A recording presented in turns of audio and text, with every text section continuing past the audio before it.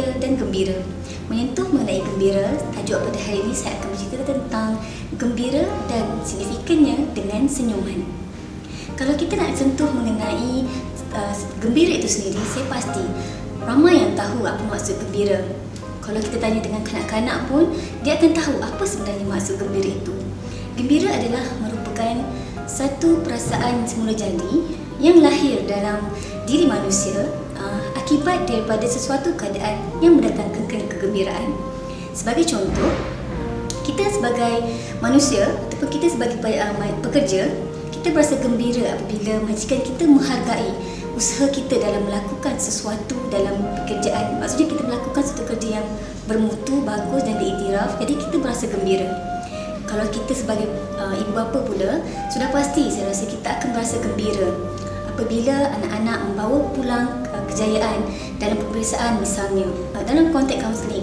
Itu sendiri sebenarnya kita sebagai kaunselor akan berasa gembira apabila melihat perubahan daripada negatif ke positif klien kita. Jadi secara tak langsung kita akan berasa turut gembira. Tetapi kadang-kadang tuan-tuan sedar tak, kita sukar untuk mengecap apa itu arti kegembiraan. Tapi sebenarnya gembira itu sangat mudah untuk kita kecapi sekiranya kita berusaha untuk mengecapi kegembiraan. Antara yang paling mudah untuk kita capai kegembiraan adalah dengan senyuman.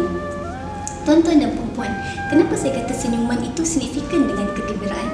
Dalam Islam juga turut menyatakan bahawa sedekahlah, walaupun sekiranya kita tidak ada harta ataupun wang ringgit yang banyak, tetapi hanya sedekahkan senyuman ialah merupakan satu amalan sedekah yang paling mudah. Jadi saya rasa dengan senyuman sebenarnya ia memberikan kegembiraan kepada orang yang melihat kita, dan kita juga sendiri akan turut merasa gembira. Selain daripada itu, tuan-tuan dan puan-puan, senyuman sebenarnya menghantar ayan-ayan positif ke otak, dan ia akan mempengaruhi minda kita dan ia akan mempengaruhi mood kita pada hari itu.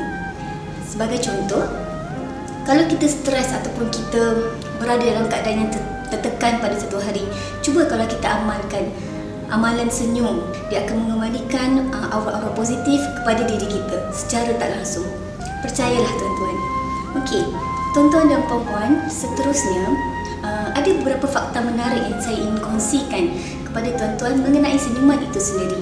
Senyuman adalah merupakan salah satu bentuk senaman fizikal yang paling mudah. Sebanyak 17 otak bergerak berbanding sekiranya kita mengerutkan muka. Mengerutkan muka dia lebih banyak, 42 macam tu. Senyuman juga sebenarnya menyerlahkan kepribadian, menyerlahkan keterampilan seseorang. Jadi tak salah kita menyungkirkan senyuman, kerana senyuman kita yang ikhlas itu sekiranya dilihat oleh orang lain, ya insya-Allah dia akan memberi manfaat kepada setiap orang yang melihat. Jadi saya ingin mencadangkan atau kita bersama-sama berusaha untuk meningkatkan amal ibadah kita dengan cara bersedekah, kerana sedekah, ingatlah, sedekah yang paling mudah yang untuk kita lakukan adalah dengan senyuman. Jadi saya akhiri saya punya slot pada hari ini dengan sedikit bait-bait lagu yang dikata ada kaitan dengan senyuman.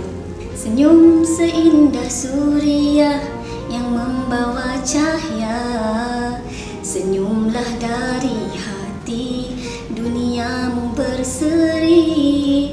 Senyum umpama titian dalam kehidupan, kau tersenyum, ku tersenyum, kemesraan menguntung.